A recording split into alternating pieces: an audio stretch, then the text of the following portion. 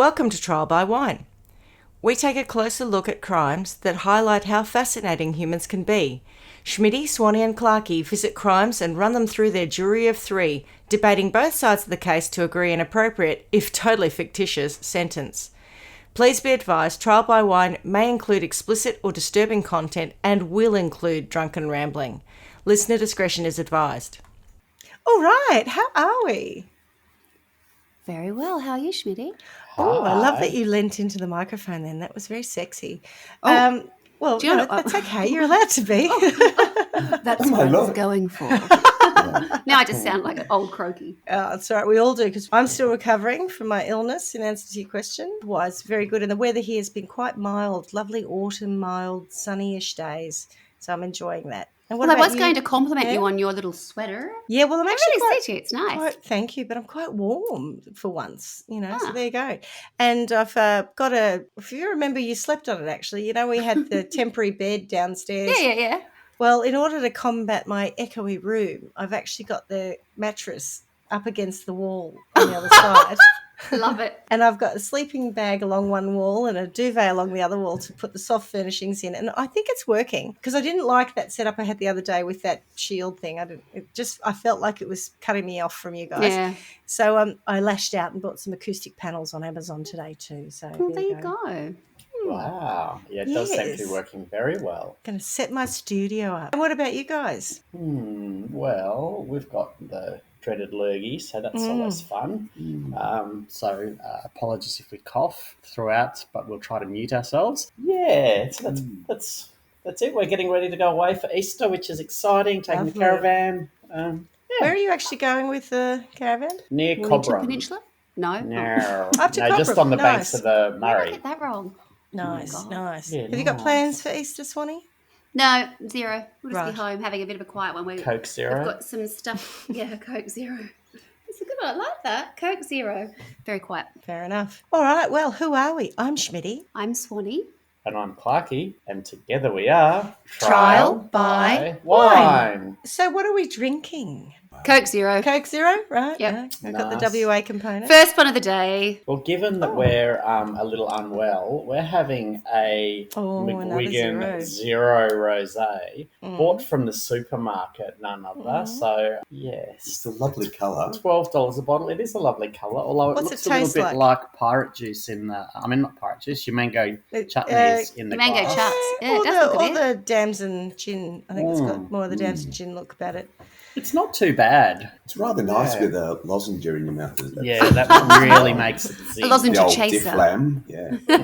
How about you, Difflam Schmitty? chaser. I am drinking one of my favourite kind of, I like to call them Frankensteins, which is made up of some Kirk's sugar-free Pasito, because they've gone very retro in some of their goodness. stuff. So that's that passion fruit flavoured drink Passion. with yeah. a dash of Smirnoff. Oh, nice. Yeah, because I don't have any mango chutneys. Oh, Yeah. The cupboard's bare. sound the alarm. I've got a lot of sparkling still left over from the wedding, but I'm not really in the right mood for that. That surprises me, frankly. If there's anything left over.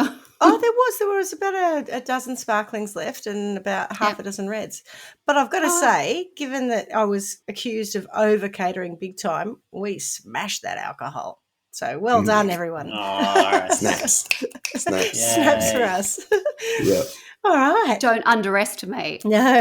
your crew. That's right. All right. So who's got a story for us today? I do. I have a story. Well done.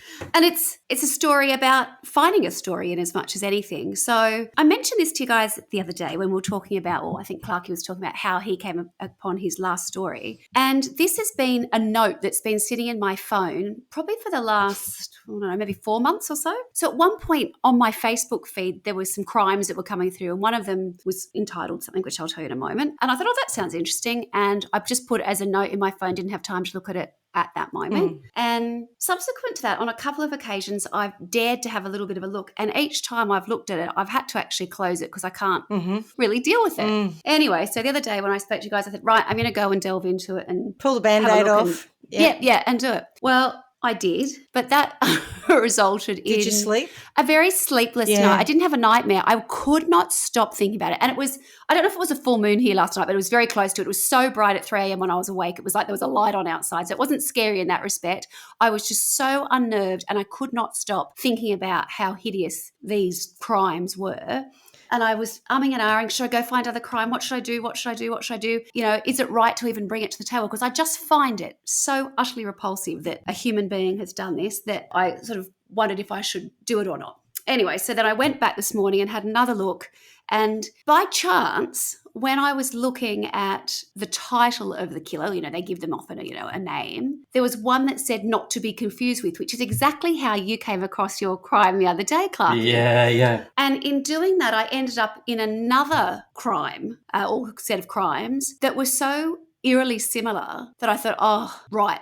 I think the story here is about not so much me having to delve into the detail of the crime because I don't think that's right. I don't think I could do it. But talking about how these two sets of crimes come from a very similar sort of foundation. Okay. And that's where I think the story lies, because there's definitely a story to be told. What I don't want to do is turn listeners off. And also I think this one would probably definitely need to come with a bit of a trigger warning. There's some pretty horrendous things that are done to people that, Okay. it's not for everyone. But what I'll do is I'll talk more about very top line. I'll try not to go into any real detail because when I started to do that, it was too disgusting. Like there were things that I had access to that I just couldn't believe what I was looking at or reading.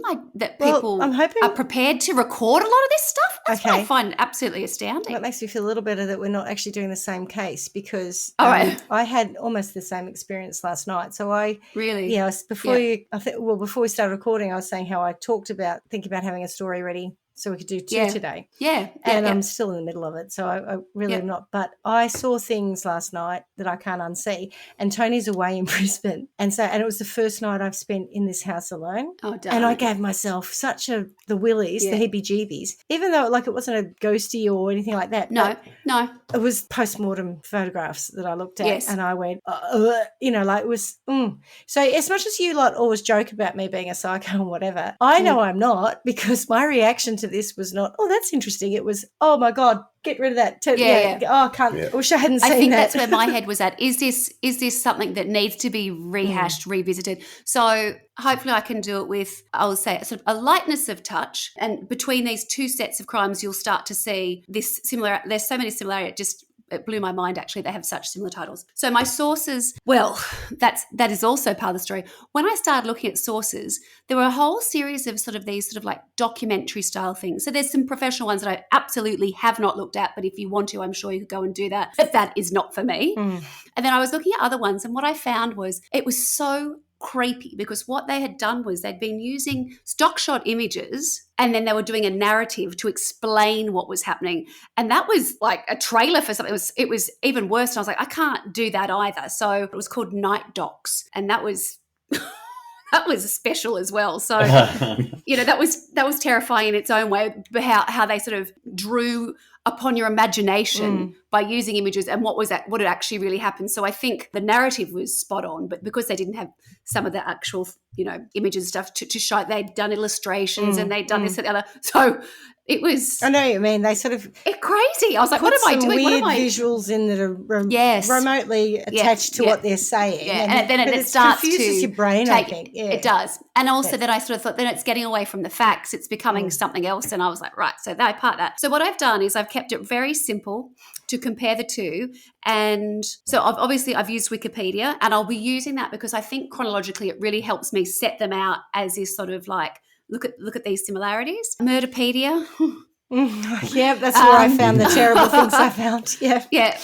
Allthat'sinteresting.com. And as I said, if these are crimes that you want to go and have a look at, and I'm sure they're incredibly interesting, they're just a little bit too much for my palate. I could see that there were a series of documentaries and books, and there's a lot out there. And I think that certainly the first crime I think I've heard of, and I suspect there's a lot out there if you want to go and delve deeper. But let's just see if we can have a little bit of a chat about it today and see how these killers came to be and where that where that common territory is. Mm-hmm. Okay, so how to start off. So I'm going to give you an idea of how I sort of came across the two crimes. So the first killer or first criminal is called the Toybox Oh my killer. God, no. All right, I'm out. Yeah, no, I do know this one. I was looking at it myself, but that's not what I was researching. I was looking at it myself the other day. Really It's tricky. awful. Yeah. Yep. So I'm hoping that I don't have to delve too deeply because I think, our imaginations can do a lot of the work for us. How many toy boxes were killed in the So making of sick. this story? Do you know this one, Clarky? Have you come across it? No. Oh, No. it is sick. The Toybox killer, as he is known, is a man by the name of David Parker Ray. David Parker Ray. Yeah. David Parker Ray. Yeah. Ray Parker Jr. And David Parker Ray was born in 1939 in New Mexico. What shall I say? Okay, so I'm going to tell you a little bit about his background and his early childhood, and then we're going to switch to the other crime that was a crime that I happened upon because the other killer has a very similar name to the Toybox killer, and they're known as the Toolbox killers. Oh, can you believe no, that? I don't know that one. Right. Jeepers. So we've gone from the Toybox killer to the Toolbox killer. What could get confusing? Killers. To start with, David Parker Ray. Shoebox killer. Mm. I'm just trying to Can think, you use a what are different- other boxes that you would have? You know, it's like, Hat box. Hat box killer. Oh, I like that Yeah, one. my Vivian Westwood hat box. Yeah. Oh, Sorry, God. Swanny. I'm trying to lighten it before we that's get, all because, right. yep. Swanny, can you use a different voice when you switch between the two? Just so that it's easy to follow. I could struggle with that. I might Okay. struggle. I'll do my best. Okay, well, I'll try to keep up then without it. Oh, gosh. As I said, he was born in New Mexico in 1939. And he had a younger sister, Peggy, and they lived with their grandfather, who was a disciplinarian. The reason they lived with their grandfather was because, well, essentially his parents didn't want he or his sister. His alcoholic father would occasionally visit and, of course, rough him up and abuse him when he did visit him, which was, only occasionally. And I don't know why, but he also supplied him with sadomasochistic pornography when he was a teenager, because I think that's what all good dads do, isn't it? I don't know. Yeah, in between bashings when you visit, Yeah. slip a bit of that as well. So his childhood was anything but nice. He was also bullied at school because he didn't particularly have an easy way with girls. And I think his home life and the abuse that he was getting from his very strict grandfather, although I have read in some places that what was strict then is now considered abuse, but I do think from what I understand this it was was a little abuse. bit more than strict. Yeah. And he was certainly being abused by his father, but again, not always, because basically the parents had sort of moved them on to the grandfather. But when he was a teenager, he started developing sexual fantasies around raping, torturing, and even murdering women. And it was at this time that his sister actually happened upon some drawings that he had done, which were obviously of bondage acts and, basically murdering girls. After completing high school, he received an honourable discharge from the United States Army, where he'd worked as a mechanic, which is important.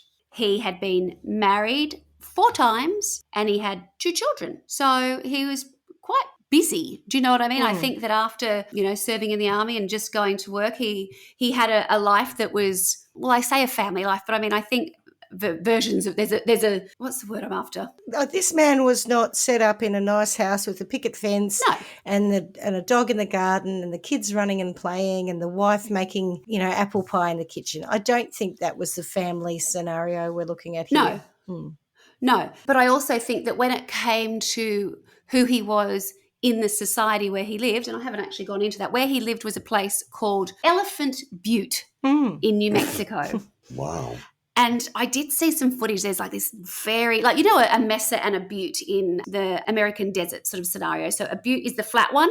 Oh, yeah. And then no, that's wrong. The mesa's the flat one, isn't it? The mesa is the flat one, isn't it? Yeah. And I think the butte's the tall one. So imagine all of those kind of, it really is desert sort of territory. And he lived near a lake, which was called Elephant Butte Lake.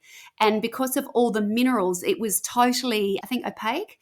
You couldn't actually see anything in it. And I also read that it was full of catfish that apparently are huge and will just Eat you. devour anything that comes their way. So if anything was to go into the lake, No one would know it was in there. And if it's not finished off by the catfish, you wouldn't be able to see. There's zero visibility. So it's that kind of really murky, quite a beautiful looking colour, but not clear at all. And I guess it's from all the mineral from the desert sand, I guess, that's in the water. One thing that I thought was there's very few things that are funny in this, but Elephant Butte is near a town, and the name of the town is actually Truth and Consequences, New Mexico. Yep. You can't call a town that. It was originally called Hot Springs, and the reason it's now known as Truth and Consequences was because in 1950 there was a game show called Truth and Consequences, and there must have been some prize, but they were like, Name what a town is prepared to change its name? And I thought, well, Hot Springs didn't have a lot to recommend lose, it, really. yeah. Exactly. Imagine how many hot springs. There's probably as many hot springs as there are Truth and Consequences. No, what's the one that we always have? The Simpsons one. What's it called? Springfield. How many Springfields have we come across? Yeah. So Truth and Consequences is, I think, the bigger town that everybody knows, and Elephant Butte, where David Parker Ray lived, was a very small community. They called it a retirement community, but it wasn't in that sort of. Wasn't a gated community. It was just lots of old people went and lived there. It was sort of like the middle of nowhere, and they were mainly trailers that people lived in. It wasn't an affluent area at all. It was kind of just a dot. Nothing happened there. They did say everybody knew everybody. You'd go to the local bar. It was an existence. Sounds like I a suspect country it's probably town. Absolutely. As I said, he's a mechanic, and then he's been married a couple of times, got 2 kids. He has a relationship with his daughter called Jessie, and at one point Jessie goes to the police in, I think, about 89, and she says that her dad has tortured a woman that she knew. Jeez. And the police get him in, and he says, absolutely, that's what I did, because it was consensual. I'm hugely into bondage. That's my thing, actually. I've got a business. I create different things, whatever else. So what started off as a situation that could have shut this whole thing down, the daughter put herself out there, and the whole thing did a backflip, and she was back living with the dad, and he didn't push her away. She actually went towards him instead. Oh, yeah, and she had a relationship with him, all right. Part of the whole thing. And, it was intimated that they did have a sexual relation, and she did have a child later, and they were like, oh, well, it was her dad's. But I don't have any proof of any of that. But it's a case of there was that moment in time where someone went and said something. Yeah. And he was able to go, yeah, no problem. What's the problem? Wasn't Actually, illegal. I've been hugely into this.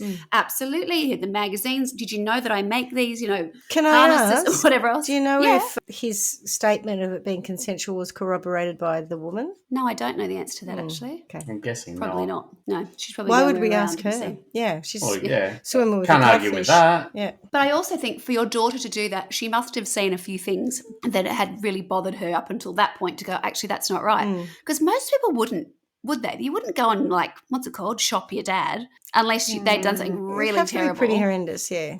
Yeah. That whole thing seems kind of, I was surprised that had happened. But anyway. So I'm now going to jump ahead to Is her name Jessie Ray? Yeah. Well, actually, that Jessie's like a name. That's not her real name. They call her that. Okay. I've forgotten her real name. I could find that somewhere. We're going to jump ahead to 1999. So that'll go, really. He's 60 now. And in 1999, Cynthia Vigil was abducted from an Albuquerque parking lot by David Parker Ray and his girlfriend, Cindy Hendy. She was taken to Elephant Butte, where she was confined to a trailer and tortured. Ugh. After 3 days of captivity, she escaped from the trailer on March 22, 1999. Now, why this is so important, and it's so matter of fact, and there is no big build-up, whatever else is, because I think she's probably the only person to escape in this manner. And what she had escaped was the Toybox.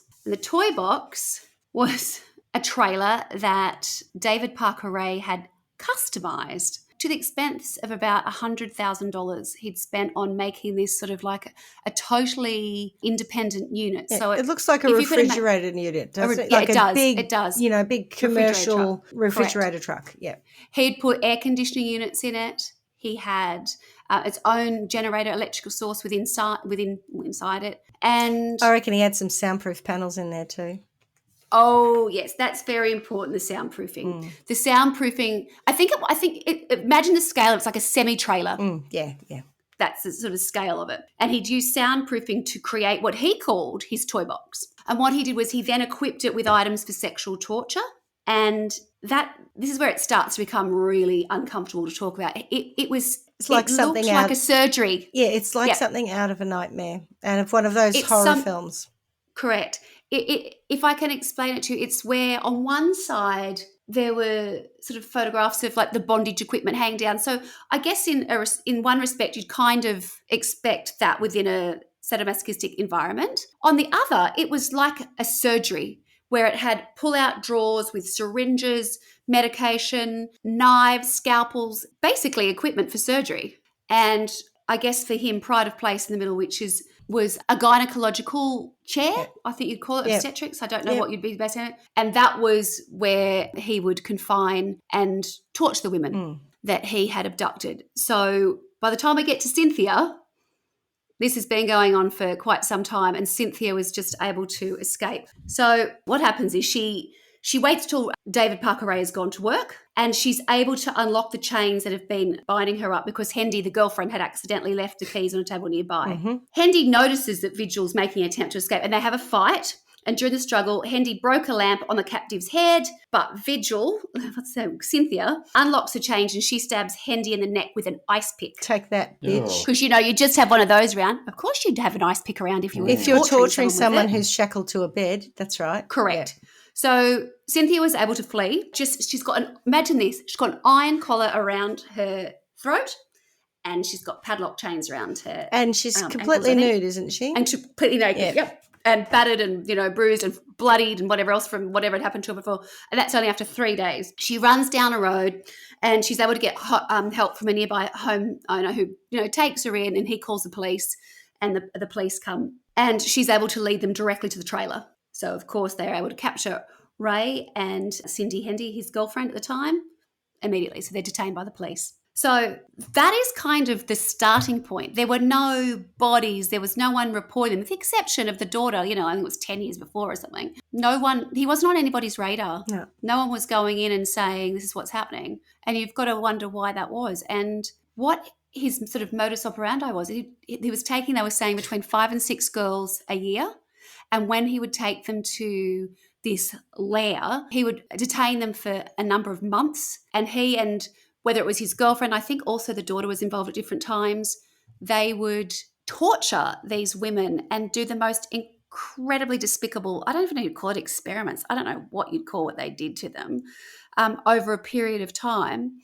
And then what he would do is he would drug them in a way, and I don't even know how you'd do this, but he was able to use a series of drugs, medications, whatever else, to erase their memory, and then some of them he would actually release. Yeah.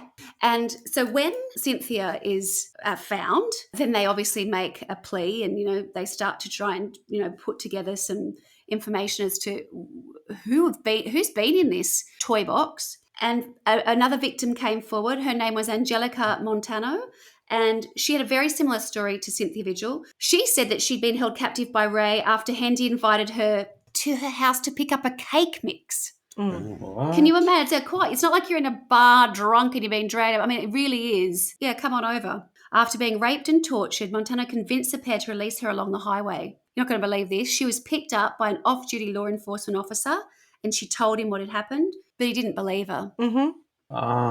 So he dropped her off at a bus stop.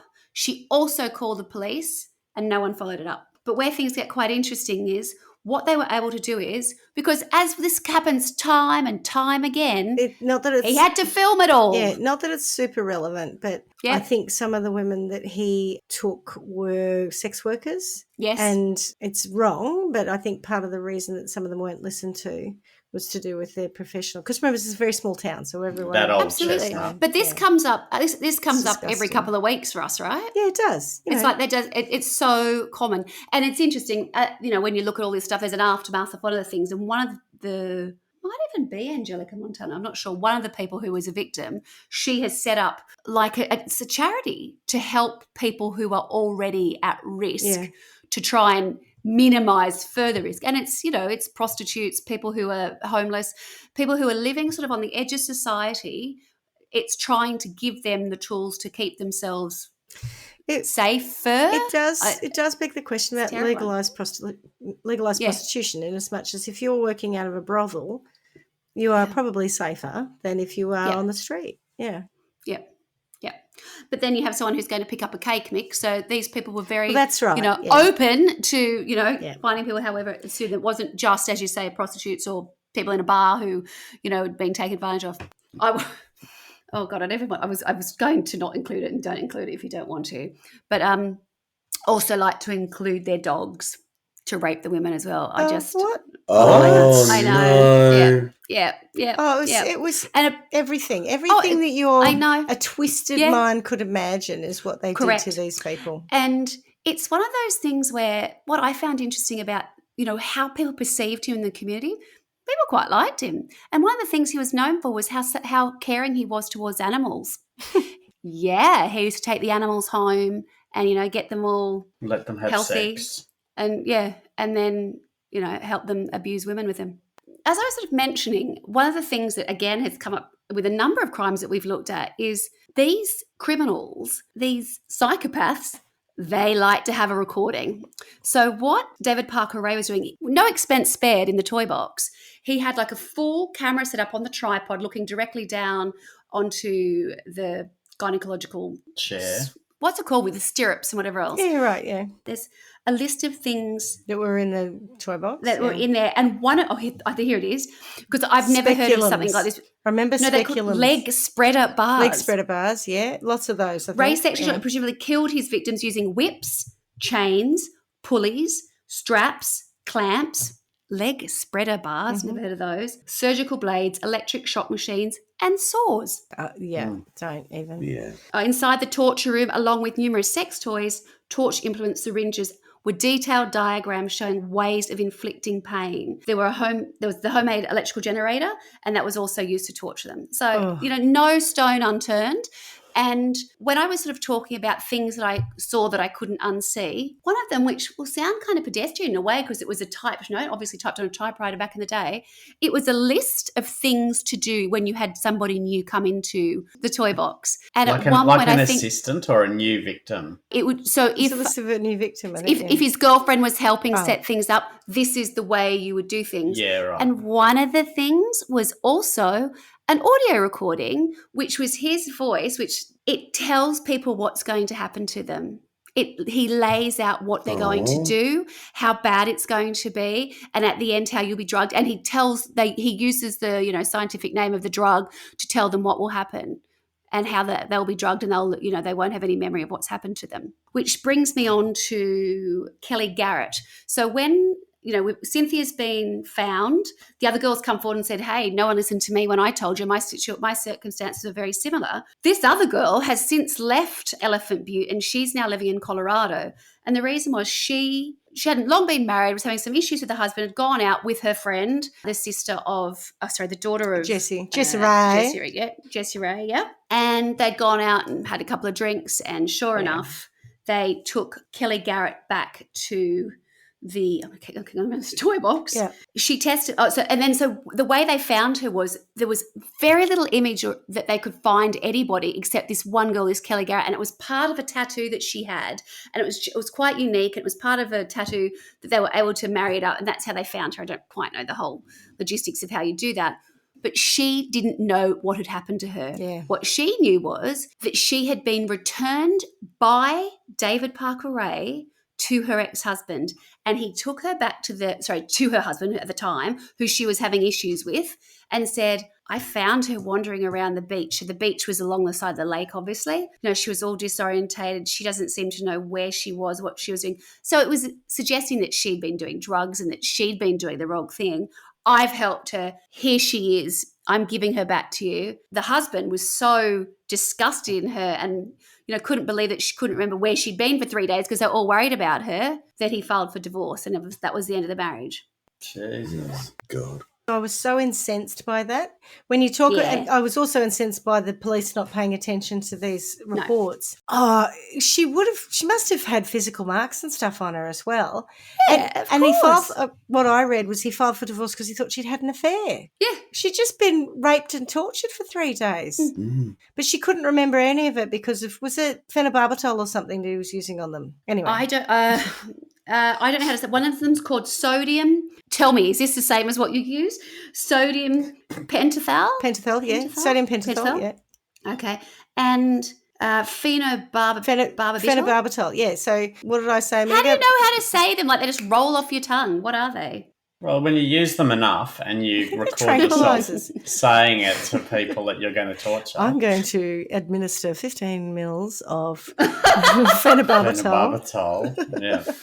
I'm not sure. I think they might be sedatives. I don't know if they're mind altering, but yeah. Anyway, I probably know it because I read it recently. I told you I looked at this one myself. I mean, imagine getting a knock on the door and the police going, "Did you ever live in Elephant Butte, New Mexico?" Yeah. Yeah. Did you ever know a man called David Parker Ray? Yeah, I did actually. I knew his daughter. All right. Come with us. And imagine finding out what had happened to you, because she'd said, of course, she'd suffered depression. She had nightmares. She had unexplained bleeding and, lots of things that had happened to her as a consequence of being tortured. But she didn't know because she couldn't remember it. Yeah. Those drugs are very effective. They sent the FBI apparently sent 100 agents out to examine the properties surrounding the Toybox, and they were not able to identify a single human remain, and there's nothing there. So whilst they say he's a serial killer, they say he's a suspected serial killer. And so I'm going to park the Toybox killer for now. So that gives you an idea of his background and how he basically created this den that was part sort of science lab, part torture chamber, just the most evil things you could possibly think of, and what he would do to people. And he would still manage to, have girlfriends and have other people. I don't think he would take everybody there, but he kind of had this other life. Classic serial killer. Yeah. Quite popular kind of thing. He kept trophies too. Yes. He kept jewelry and items, personal items. There's a bit of the Wolf Creekness about this one.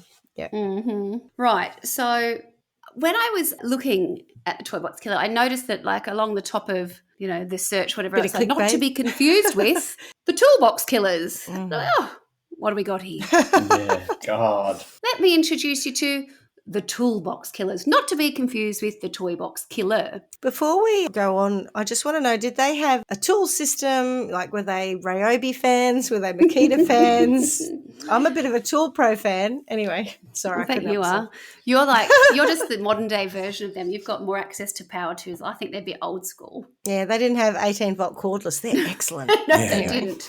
No, they didn't. But I'm pretty sure if they had been able to do it for much longer, they probably I don't have a saw, though. Tony's got a chainsaw, little baby, which I've shown as a prop on this show before. But, I don't have one. They don't do it in the Tool Pro range, unfortunately. Anyway, I digress. Schmitty, there are so many interests of yours that overlay to weave Gardening. your wicked web and have access to all these things that the rest of us sit there and go, oh, right. I wonder what she'd use that for. And then I go, oh, I know what she'd use that for. See, this is the thing we just said before. How do people not notice these things? Or how do these people live normal lives, seemingly normal lives, and they're carrying on like that? They're sitting with you. She's sitting amongst us. I ran into a friend yesterday who happens to listen to our podcast, and she told me that she nearly bought a pig. And I said, she wants to get one. I said, well, before you do, can you just make sure it's good to get rid of human remains? Because I think Schmitty would be very grateful if she had somewhere that she could dump her bodies. So she's going to check that out for you. Apparently catfish do a very good job. The Toolbox killers, again, born very same time as David Parker Ray. So we've got two gentlemen. One is called Lawrence Bittaker, and Lawrence was born in 1940. David Parker was born in 1939. So they're very much of the same era. Mm-hmm. And this sort of comes back to me thinking, I guess, fresh off Clarkie's last trial by wine. Things were different in different... Oh, God, I can't believe I'm going to say that. Things were different in different times. Oh, really? Oh, my God. We all had toolboxes back then. I think what you're really trying to say is how much things have changed. Yeah. In the last 70 years. So absolutely. Even when we were young, smacking kids and that wasn't a problem.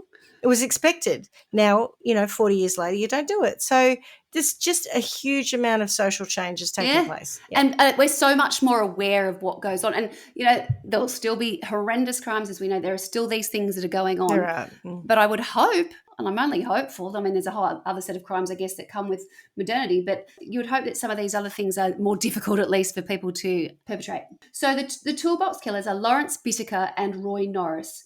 Lawrence was born in 1940, as I said, very close to the same age as David Parker Ray. Roy Norris was a bit younger. He was born in 1948. And let me give you a little bit of a background on these chaps.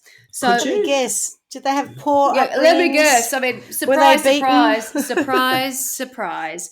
It's Alcoholic father. Alcoholic parents, yeah. Yeah, no one wants them. Lawrence was born in Pittsburgh, Pennsylvania, as the unwanted child of a couple who had chosen to not have children. So he was placed in Jeez, an they didn't do a orphanage. very good job of that. No, he was put in an orphanage, and he was adopted by Mr. and Mrs. George Bittaker as an infant. So far, this is the same as my story, so hopefully I don't... And go you all down make out that I'm the I psychopath. know. Yeah, that's right. True. They do hide amongst us, Swanny. They moved around frequently. He got himself into a little bit of trouble.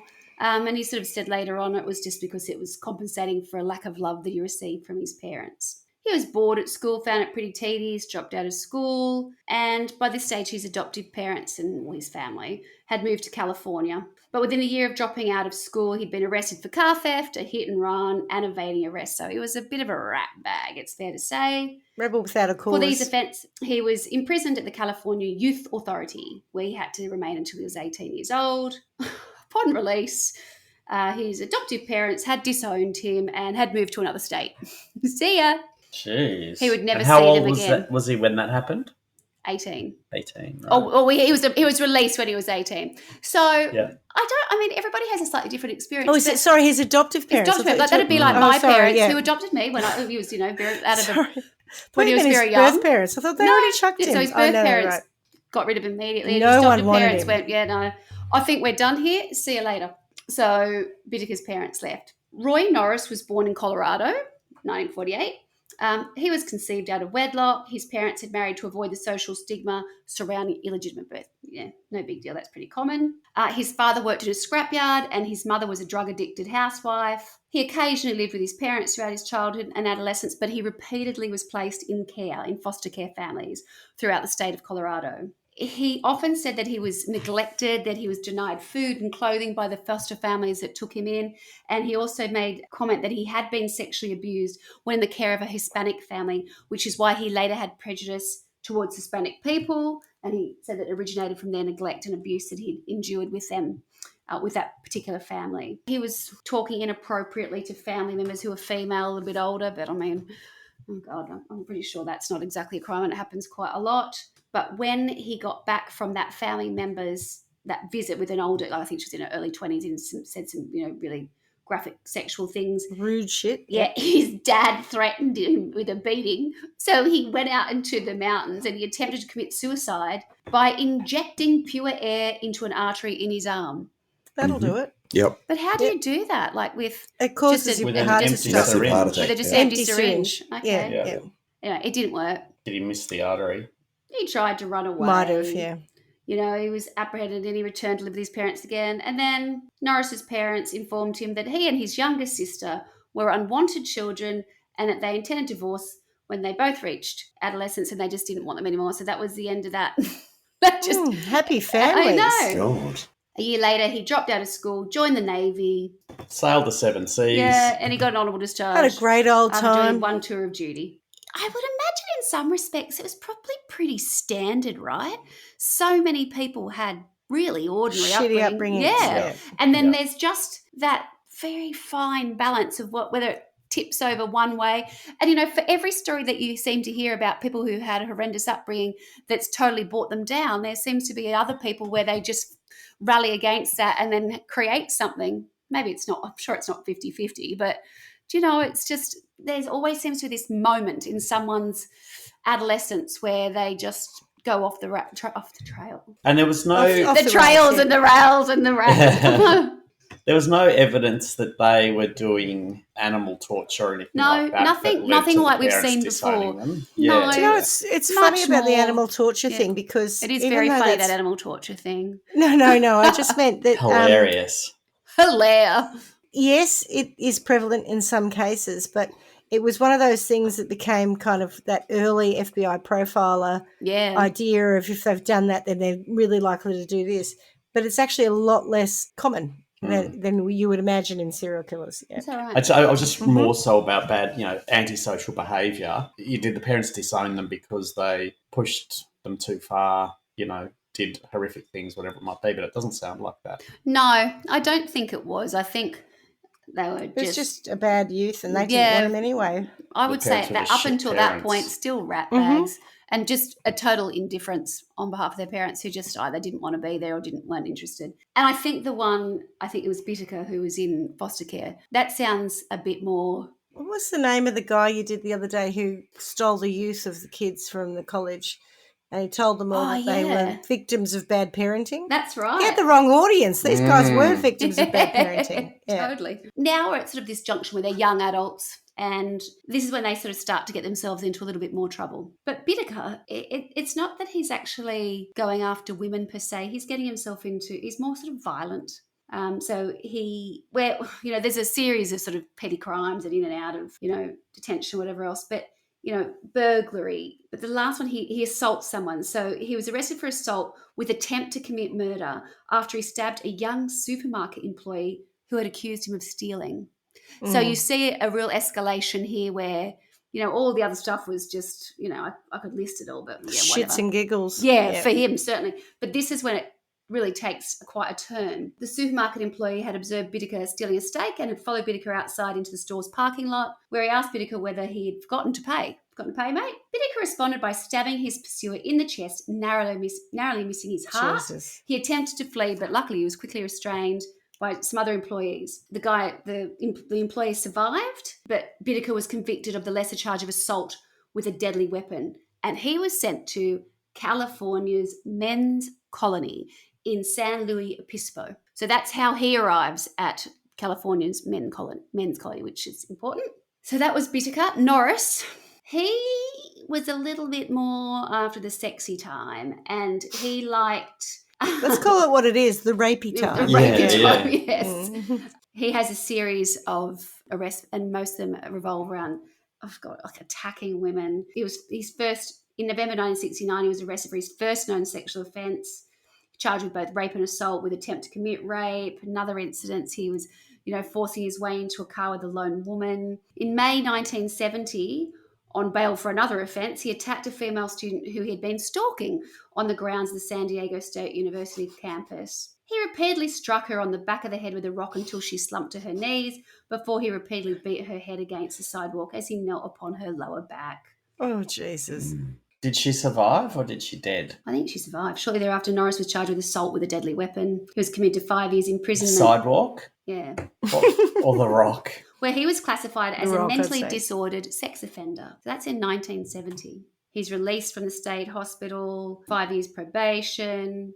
And then just 3 months after his release, Norris approached a 27-year-old woman walking home from a restaurant in Redondo Beach and offered her a ride on his motorcycle. When she declined, he parked his motorcycle, grabbed the woman's scarf, twisting it around her neck before informing her he intended to rape her and dragging her into nearby bushes. Fearing for her life, the woman did not resist the rape. Oh, God. Although the rape was reported to police, they was initially unable to find the perpetrator. However, a month later, she recognises his motorcycle, whatever else. Anyway, he's arrested for rape. He's tried, convicted, and he's sent off to, did you chambers, what a coincidence, California Men's Colony in San Luis yes. Obispo. Oh. And who did he meet there, do you think? What do you know? While incarcerated at the California Men's Colony, Norris met and befriended Bittaker. They had some things in common. Were they roomies? Didn't they? Water finds its own level. Water find it. That is the saying for the day. At first, I don't think that they were friends per se, but the pair gradually became more closely acquainted and began becoming a bit more Swapping friendly. stories. Yep. According to Norris, Bittaker had actually saved him from being attacked by fellow inmates on at least 2 occasions. And by 1978, the pair had become close acquaintances. Forgive me, I need to read this. Discovering they shared an interest in sexual violence and misogyny, with Norris also divulging to Bittaker, and the biggest stimulation for him was seeing frightened young women, adding this was the primary reason he had amassed a lengthy record for sexual offences. Bittaker, who is not known to have committed any sexual offences prior to meeting Norris, himself divulged to Norris that if he ever raped a woman, he would kill her.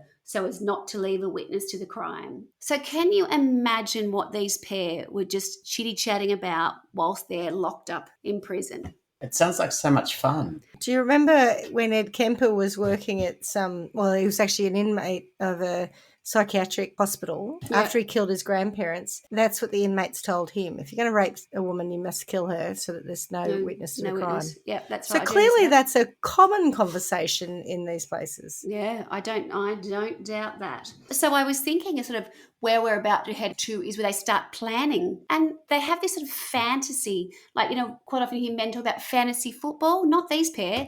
They come up with their fantasy sort of rape scenarios and what they're going to do to women when they get out. So when they're alone, the pair regularly discuss plans to assault and murder teenage girls after they were released. The shared fantasy involved into an elaborate plan to murder one girl of each teenage year group from 13 through to 19. Each. Yeah. So the idea was that once they were out of jail, because they would have different release times, that they would become reacquainted, and then they would put their fantasy rape plan into action. And sure enough. So Bittaker was released from the California men's colony in 1978, October 15. He returned to Los Angeles, where he found work as a skilled machinist. And again, quite popular, made friends, although, being in prison, it didn't seem to put other people off. He had a reputation for being quite generous. He earned quite a nice amount of money. As a machinist, he was helpful. He donated to the Salvation Army. And what he was particularly good at was bringing people around him.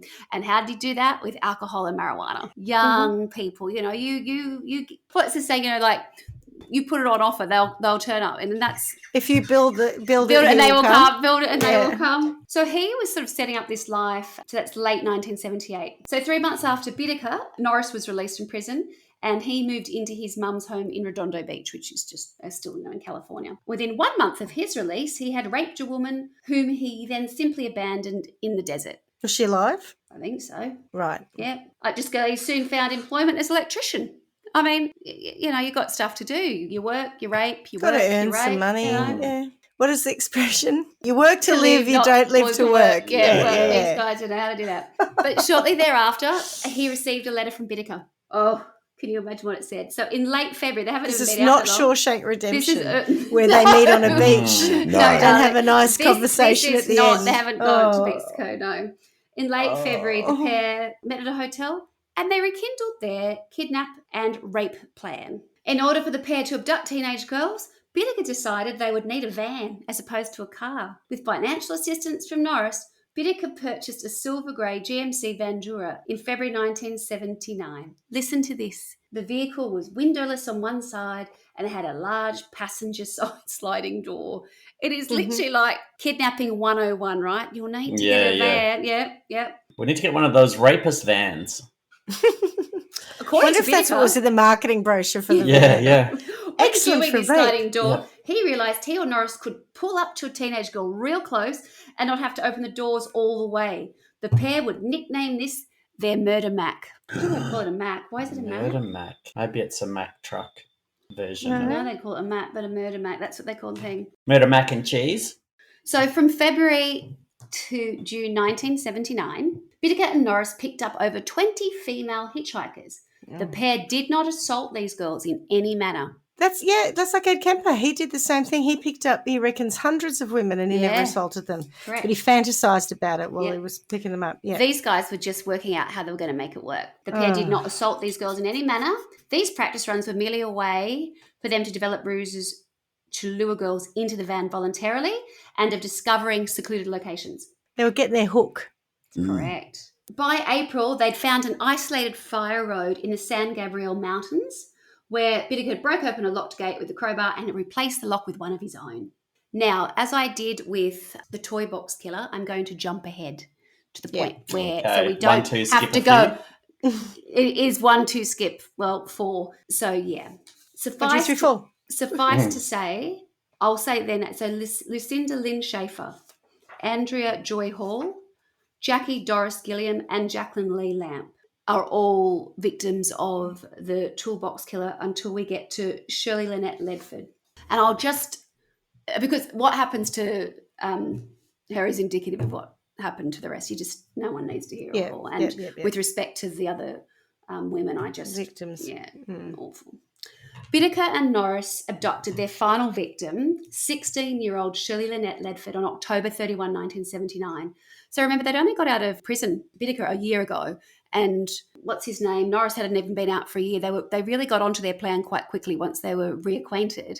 They're And doers. they are doers. They did their reconnaissance missions, and then they're on the job. They were both ex-military too, weren't they? Yeah, but when we say military, it's more like, I don't know if it's military when we're thinking of SAS and they're like good at anything. No. Just done. But they did it too. It's more training. It's more process. It's it's yeah. Walking around with an M60 like Andy Albury did. No, it wasn't so much that. Donkey shooter. Yeah. So Shirley Ledford was abducted as she stood outside a gas station, hitchhiking home from a Halloween party. Ooh. Don't hitchhike. In a suburb of Los Angeles. Oh, my God. This whole thing. And it's like when we did Clarkie's last one.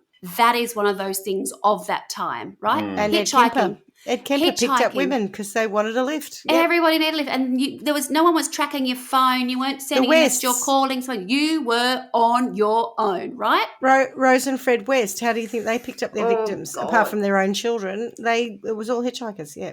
Investigators believe Ledford accepted a ride from Bittaker and Norris because she recognised Bittaker, as he is known to have frequented the restaurant in which she held a part-time job.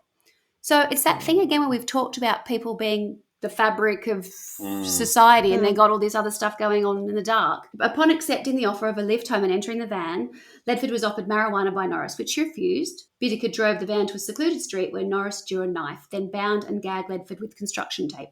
I don't suppose I've actually gone on to tell you why they're called the Toolbox Killers, have I? Not think you're about to find out. Figure in that murder map they've got a toolbox, yeah. Correct. I think you're about to find out. Yeah.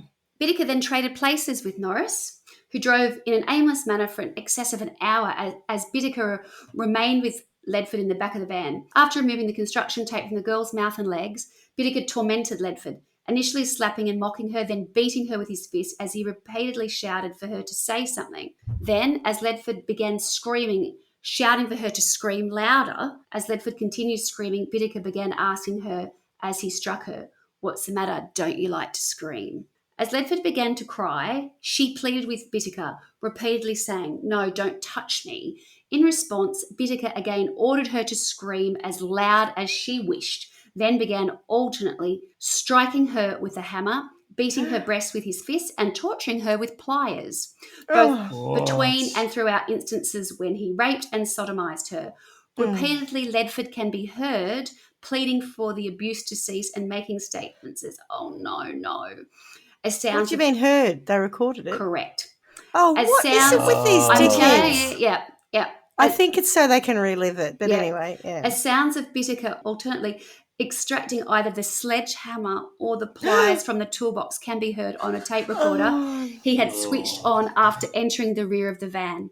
Norris later described hearing constant screams emanating from the rear of the van as he drove. Shortly after Norris switched places with Bittaker, he himself switched on the tape recorder. I like that. That's, they don't miss that in the whole, hang on, must record this, that Bittaker had used to record much of the time he had in the rear of the van with Ledford.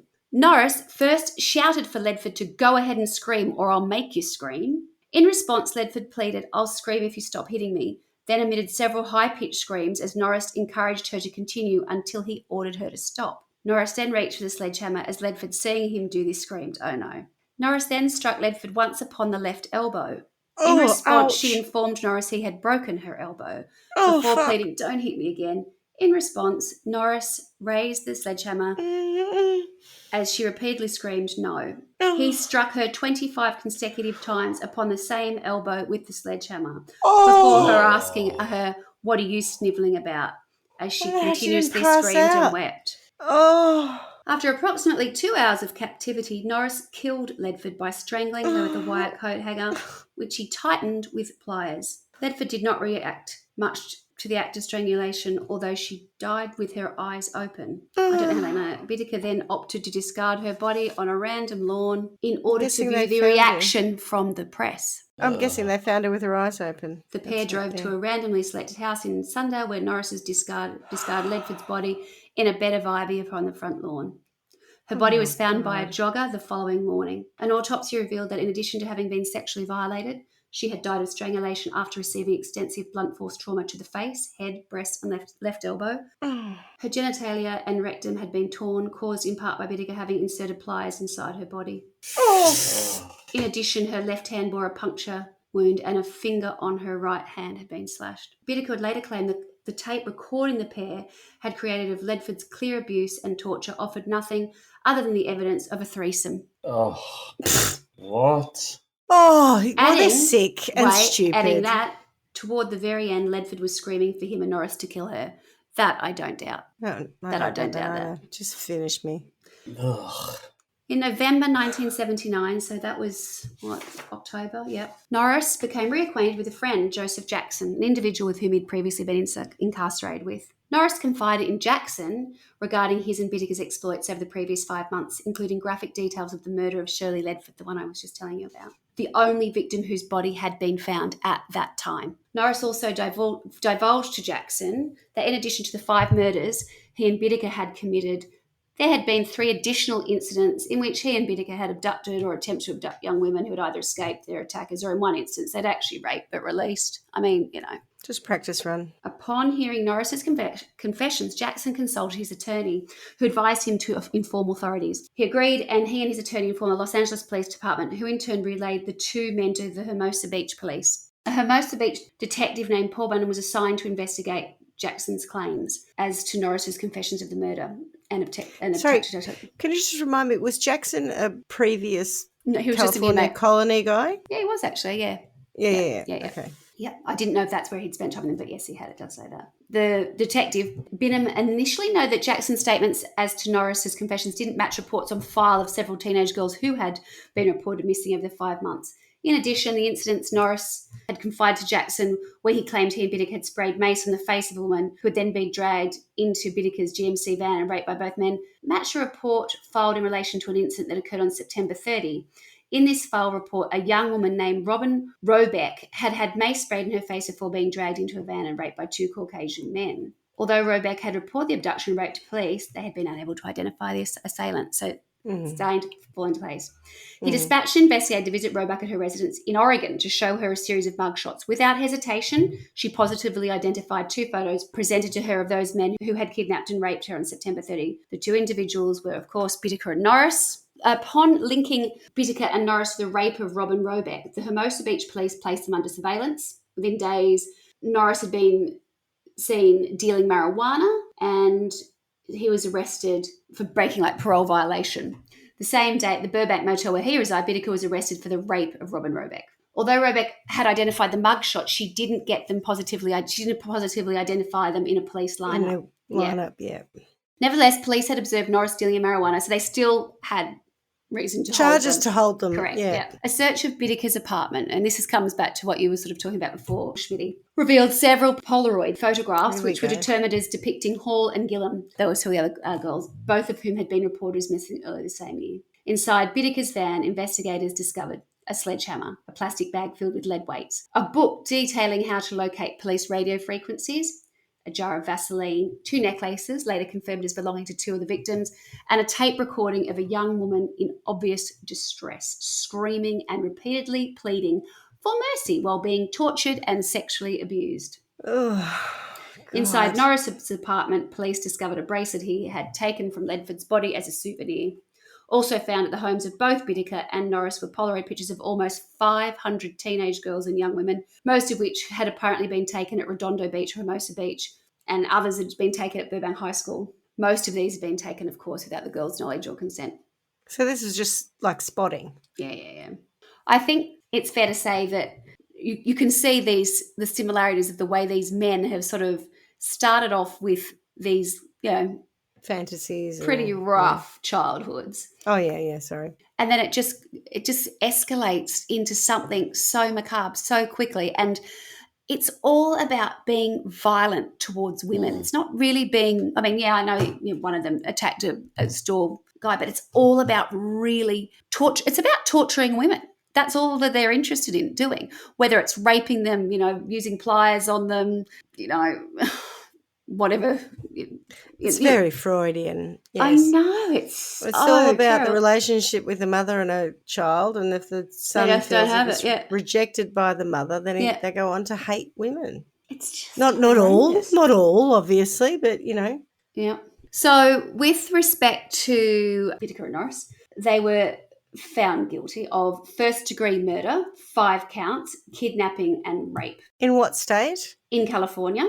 And what happened was Lawrence Whittaker, who basically Norris testified against, he got the death penalty, whereas Norris, who testified against Whittaker, he got first-degree murder, 4 counts, and a second-degree murder, 1 count, kidnapping, rape, robbery. And he got life imprisonment with the possibility of parole after 30 years. Really? However, both of them have died. Good. So Whittaker died awaiting execution in 2019 at the age of 79. And Norris also died in prison, and he just died, didn't he? Let me read that, in 2020, age 72. So died of natural causes, not They both of a did, bike seat.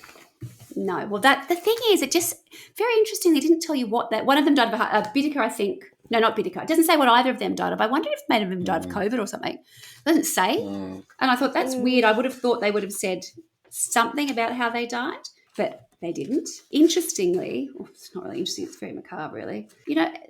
Coming back to what are these people like after they've been imprisoned for all of these years? What's their attitude towards the crimes that they've committed? Whittaker granted several death row interviews following his 1981 conviction. He never expressed any remorse for his crimes, repeatedly stating the only remorse he felt had been for the fact that he and Norris were arrested, thus ruining his own life. He corresponded with numerous individuals, responding to letters he received with the nickname Pliers. What a flog. He just sounds like whilst he was incarcerated, he filed for more than 40 frivolous lawsuits. So in the end, there was a name for it where he's called a vexatious Litigator. How did you know that? I never heard of it. Well, there you go. Although Norris readily admitted that he enjoyed the acts of rape with the victims, he claimed only Whittaker enjoyed the acts of torture and murder, stating, "I didn't enjoy killing. That was Lawrence. It was his favourite part, watching the women struggle to live, knowing he'd soon be taking their life." I believe that. Both investigators and psychologists have stated Norris derived equally extreme gratification from the domination, abuse and torture inflicted upon the victims as Whittaker. These he wanted them to be frightened. He wanted to hurt them. Oh, yeah. Have also harked... Oh, sorry. The way you described his early MO, he was much more of a rapist than a murderer. Oh, yes. He was Doesn't an mean absolute sexual predator, right? But it doesn't mean it doesn't escalate. But if he hadn't met that bloke, he may have gone on to just do lots more raping, which is no less traumatic for people to survive. But I take the point. Survive. Yeah. The pair of them together were this sort of like toxic thing that they enabled each other to do the very worst things. Yeah. So just my final note on the Toolbox killers was the audio that I sort of read out to you sort of longhand. That audio cassette that Whittaker and Norris created of themselves raping and torturing Ledford remains in the possession of the FBI Academy. This recording is used to train and desensitize. That's important. FBI agents to the raw reality of torture and murder. That's how bad it is. Yeah. That is the Toolbox killers and the sort of the aftermath of David Parker Ray, the Toybox killer. There were never any bodies found. No. So he is a suspected serial killer. No. And so he had to go on trial for, obviously, the abduction, torture, rape, whatever else he did. Cynthia, I've got their other names, Angelica and Kelly. Yep. Any idea how many people they suspect he's killed? 60 plus, they think. It was a lot, yeah. They reckon, and it was over a long period of time as well. Because, as I said earlier, he took mementos. Yeah. And there's a lot of mementos, yeah. So whereas the Toolbox killers, that was in a period of 6 months that they murdered 5 women, and the other stuff, sits peripheral to that.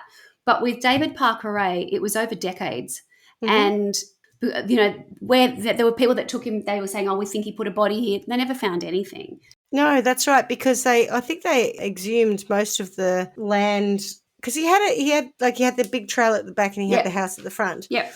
You know, a bit of land as well, and they dug a lot of it up. And there were, as I said earlier, there were other people involved with it who said, "Oh, I think he's dumped them there." But you're right. Maybe I didn't read it. I didn't know about the catfish thing, so maybe you're right. Maybe that was his favourite dumping ground.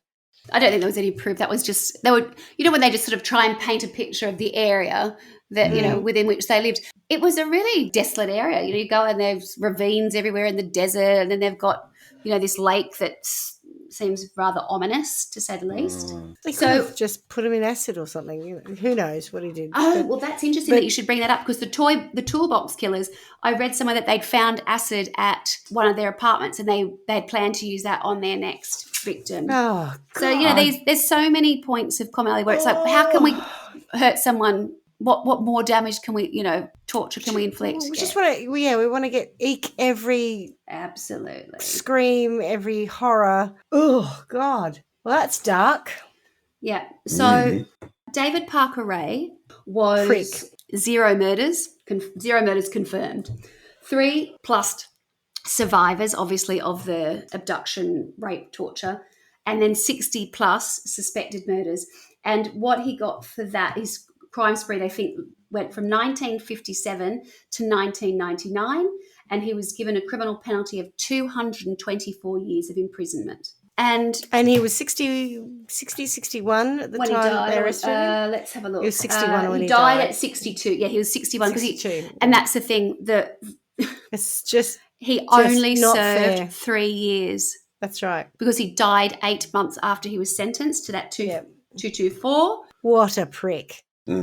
I found this quote interesting. Mary Ellen O'Toole, Federal Bureau of Investigation, FBI agent in Virginia, and the FBI's foremost expert in the field of investigating criminal sexual sadism, testified that examination of Ray's home, the trailer he had converted into his infamous Toybox, and the sexual paraphernalia and drawings found there suggest that Ray is a criminal sexual sadist.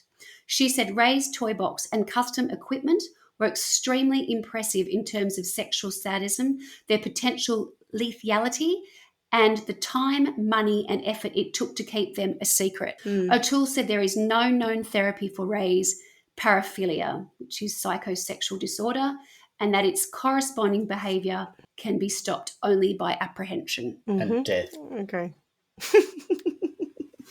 Apprehension, so you can't do it, because as we've discussed before, you put someone in an all-male prison and they no longer have the objects of their desire around them, so of course they become model prisoners and then they get let out again. So well done, because they were both very dark. And very, very dark. A lot of you didn't delve into the stuff that would have been, the titillating, horrible, macabre shit, but you painted an excellent picture of 3. I think your imagination does if not a 5 good enough complete job, sickos. Because right? Cindy Hendy, as far as I'm concerned, Oh, she went to town too. She was an evil person. Yeah, so Schmitty's sort of talking about around David Parker Ray, there were a cast of others who at times please don't say that. I work in theatre. I don't like the idea of a cast. And some of them obviously were tried and did time as well. But I've just tried to focus on him. Well, he was the master big of stories. it was hard to try and stay out of the detail if I went into talking about some of these other people. Like, he wasn't doing it all on his own, and although mainly, he was definitely the ringleader. There's no doubt about that. And people would come in and out of his life that would play, that role, whether it be, assisting him or observing what he was doing at different times or helping lure people. His daughter, Jessie Ray. That's more to the point. Right off. It's when other women do that to other women, and oh God. And it's not even it's like I mentioned earlier, Rose West. It's not even like I'm doing it because if I don't do it, I think he'll do it to me.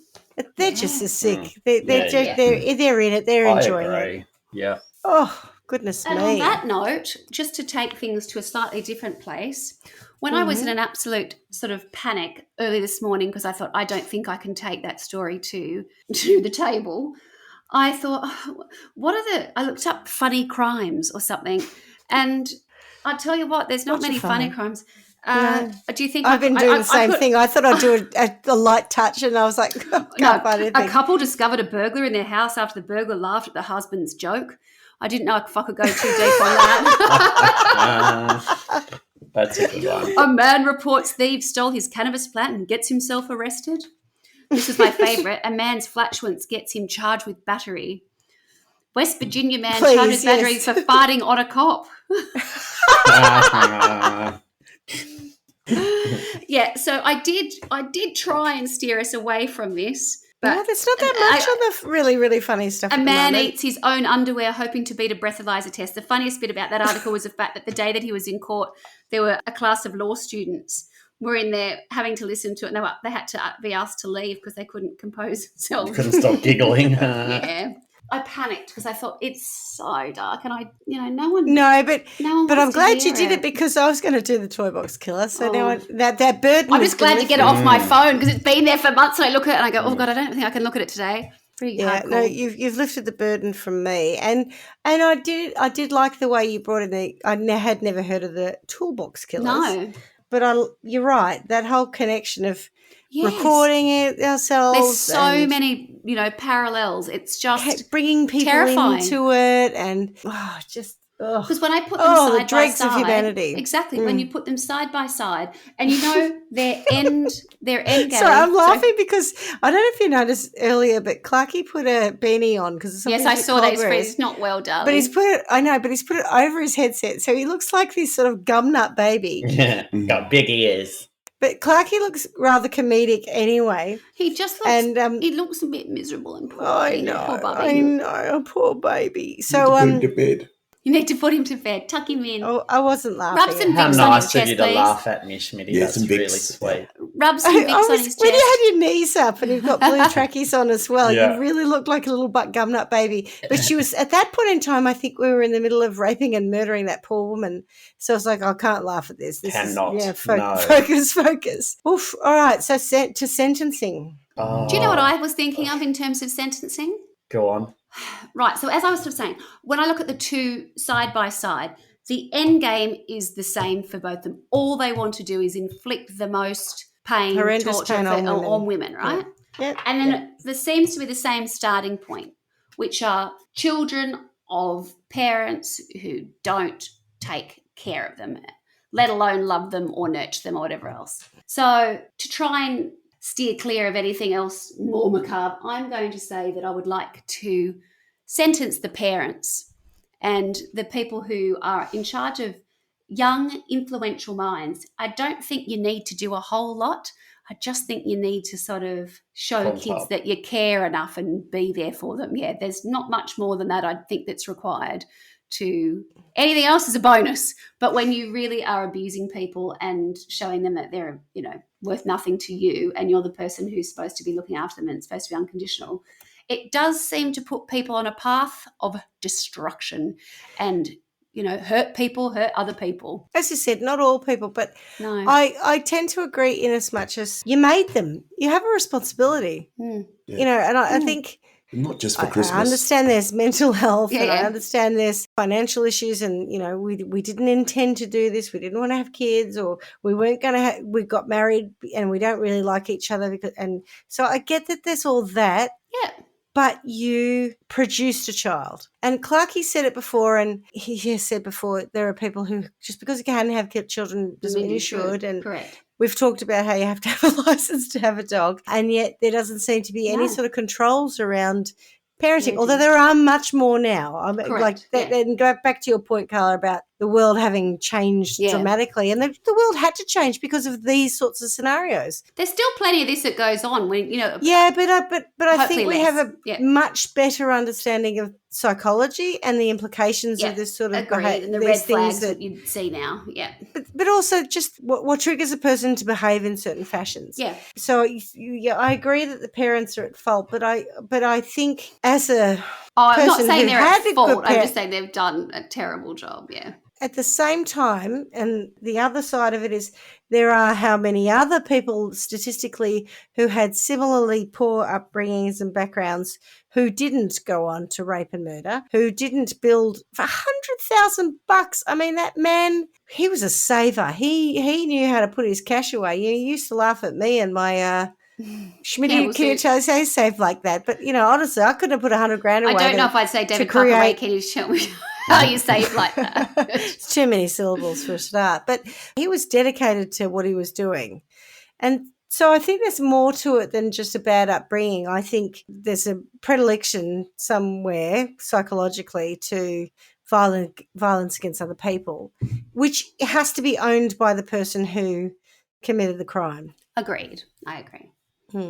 That was just my softly way of going, I don't want to talk don't about worry, anything Clarky more, and I anything will more be torturous. really nasty. I was just trying to go, oh my God. Sledgehammers and pliers. Toolboxes. And Schmitty's going to her own toolbox.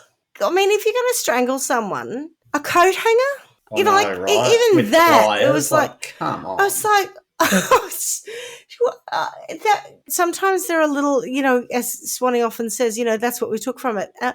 I'm like, oh my God, how horrendous, because that wouldn't have been a quick thing. That would have taken a fair amount of time to happen. And then the agony that poor woman would have been in as well, anyway, shocking. So, boys, do you have a sentence before I launch into something, because I'm still formulating. So. Yeah, okay. I struggle with it because I understand what you're saying about the parents, Carla, but I think the horror of what they did 100% sits with them. Nobody should be able to explain away their horrid behaviour by anyone else. No one puts them in a situation where that's their only option. I think the fact that they're getting joy from it is just, it made me feel sick listening to. You are 100% correct, and I 100% agree. I think I was just trying to avoid having to sentence these guys because I just can't deal with them at all. But yeah, you are totally right. A terrible upbringing does not make you a sadistic torturer. No, I agree. And so I kind of ummed and ahed about, do we torture them the way they tortured people, blah, blah, blah. And I don't want to spend any time with them. I guess where I landed is I think that we should just chop off their arms and legs when they're about 15 and leave them. And then they can't hurt anyone. They can't do anything. They will have a shit life. I don't care. It'll stop them doing the horror that they did. Minority Report stuff. Yeah. Yeah, just gross. It's like unmaking them, which is I unmade someone the other day. Yeah, see, all right, I'm going to go the macabre side of it because they all died in prison. None of them actually saw out their sentence. Yeah. Well, I mean, it's no, but it was though because that's what someone. I think it was. Sorry, Kelly Garrett. I think was the one she was the one who with the tattoo that they found. She didn't want him to get the death sentence. She said because that would be too easy. She wanted him to live a long life in prison. Sadly, that didn't happen. I don't think 3 years is a long life in prison. So that I think they all feel a bit cheated. I think he died of a heart attack or something. Oh, yeah, he did. He died of a heart attack. Yeah. And I think her husband needs to wake up to himself, and I hope he has some remorse for not listening or not paying attention to what would have been just physical cues that something horrendous had happened. Just to turn around and say, oh, look, what a great excuse. My wife showed up, she's been out. Oh, you big. Yeah, exactly. I mean, we've talked about misogyny of the actual perpetrators, but, disgusts me. But I'm not going to, do anything terrible to him. I'm sure he has subsequently learned the error of his ways. But, I talked earlier about my Tool Pro collection. And as my toolbox on this one is I have a grinder, I have a drill, I have, what have I got? I've got you name it, she's got it. No, I haven't because Tool Pro's a bit limited, unfortunately. Although I can borrow the Makita range from Tony. Not Makita, Ryobi. So I've got a chainsaw. Then if I delve into Tony's toolbox, he's not here to tell me not to do this. I've got a little chainsaw. I've got multi-tools. I think multi-tools would be quite uncomfortable. Mm-hmm. So I'm thinking I'm going to get a drill and I'm going to drill into certainly the Toolbox drill killers, both of their elbows, and then I'm going to and by the way, they're not allowed to die at 71 or whatever they died at. They're going to live through this. And then I might get a coat hanger and I might start to suffocate them or strangle them. And then just when their eyes are bulging and their tongue is thickening, as is what happens when you are strangled, I'm going to then release that so they can recover and do it all again. And I'm going to inflict the pain. And I'm not going to do it because I'm getting any satisfaction out of it. I'm going to do it because they need to feel what they did to other people. Yeah. I'm not deriving any satisfaction from it apart from that they need to live what they put other people through. And, you know, you didn't talk about their other victims, but as you say, probably very similar scenario. They had so much time to back away from this. I was just joking around when we were in prison. You know, I don't want to do that. You know, I'm going to, no. It's just japes. Yeah, it was just japes and shits and giggles, but no.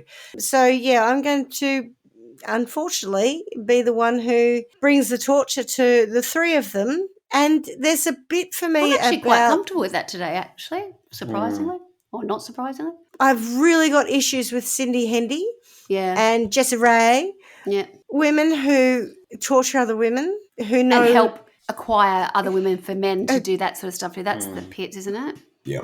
It doesn't matter what you actually did, like, you know, whether you... engaged in it. They know. But from my reading, I think they did it. Tortured and murdered. But I think they engaged in it. Not so much Jessie Ray, but I believe that Cindy Hendy did too. So I think she's going to have a little bit of drilling, some, you know, multi-tool action.